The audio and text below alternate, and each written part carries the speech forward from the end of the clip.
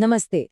भारत का संविधान ये सिर्फ एक किताब नहीं है, इसके पीछे एक बहुत लंबी कहानी है। तो आज हम यही समझने वाले हैं कि कैसे 200 साल के ब्रिटिश शासन ने जाने अनजाने में ही सही वो नींव तैयार की जिस पर आज का भारत खड़ा है। तो चलिए कहानी शुरू करते हैं बिल्कुल शुरुआत से। सोचिए, कहानी की शुरुआत किसी सरकार या संसद से नहीं होती, बल्कि एक कंपनी से होती है। 1765 में ईस्ट इंडिया कंपनी को मिला दीवानी का अधिकार। इसका सीधा सा मतलब था टैक्स वसूलने और इंसाफ करने की ताकत। बस यहीं से एक ट्रेडिंग कंपनी एक शासक में बदलने लगी और भारत के कानूनी भविष्य की पहली ईंट रखी गई। तो ये है हमारी यात्रा का रोड मैप। हम इन खास पड़ावों से गुजरेंगे, कंपनी राज से शुरू होकर आजादी तक। इससे हमें ये समझने में मदद मिलेगी कि कैसे सत्ता की चाबी धीरे धीरे एक कंपनी से ब्रिटिश सरकार और फिर हम भारतीयों के हाथों में आई। तो सबसे पहले बात करते हैं कंपनी राज की। देखिए, ईस्ट इंडिया कंपनी इतनी पावरफुल हो गई थी, इतनी अमीर कि लंदन में बैठी ब्रिटिश सरकार को भी टेंशन होने लगी थी। बस यहीं से उसे काबू में करने के लिए पहले नियम कानून बनाने की शुरुआत हुई। और फिर आया 1773 का रेगुलेटिंग एक्ट।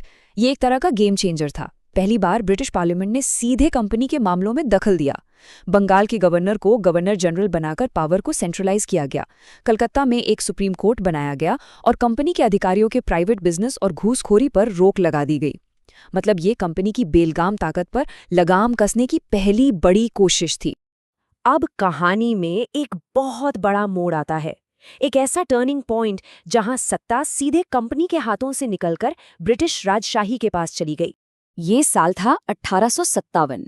एक विद्रोह की चिंगारी जो पूरे देश में आग की तरह फैल गई।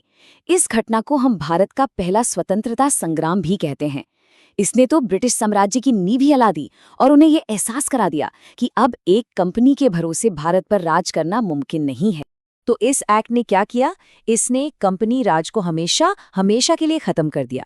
अब भारत पर किसी ट्रेडिंग कंपनी का नहीं, बल्कि सीधे ब्रिटिश महारानी का शासन था। गवर्नर जनरल का पदनाम बदलकर वाइसराय हो गया, जो क्राउन का सीधा प्रतिनिधि था। भारत के इतिहास में एक नए चैप्टर की शुरुआत हो चुकी थी। यहाँ से कहानी एक नया और बहुत ही इंटरेस्टिंग मोड़ लेती है। अब भारतीयों को भले ही बहुत लिमिटेड तरीके से कानून बनाने की प्रक्रिया में शामिल किया जाने लगा। 1909 के मॉर्ले मिंटो सुधारों का मकसद तो था भारतीयों को शासन में थोड़ी और जगह देना। लेजिस्लेटिव काउंसिल्स का साइज भी बढ़ाया गया, लेकिन इसके साथ एक ऐसा बीज बोया गया जिसकी फसल आगे चलकर बहुत कड़वी निकली। और ये बीज था सेपरेट इलेक्टोरेट्स का, या कहें पृथक निर्वाचक मंडल का। पहली बार मुसलमानों के लिए ये सिस्टम लाया गया। अब इसका मतलब क्या था? सीधा सा मतलब था कि मुस्लिम वोटर सिर्फ मुस्लिम उम्मीदवार को ही वोट दे सकते थे। इस कदम को अक्सर बांटो और राज करो की नीति का एक बड़ा उदाहरण माना जाता है।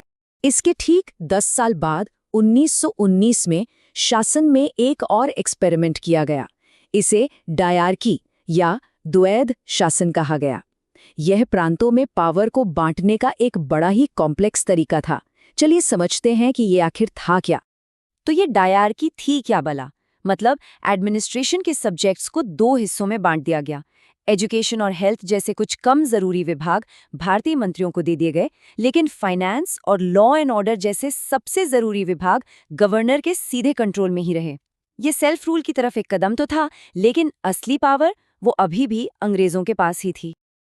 अब हम उस कानून पर आते हैं जो एक तरह से आज़ाद भारत के संविधान का ब्लूप्रिंट बना। ब्रिटिश सरकार द्वारा बनाया गया ये अब तक का सबसे बड़ा और सबसे जरूरी कानून था।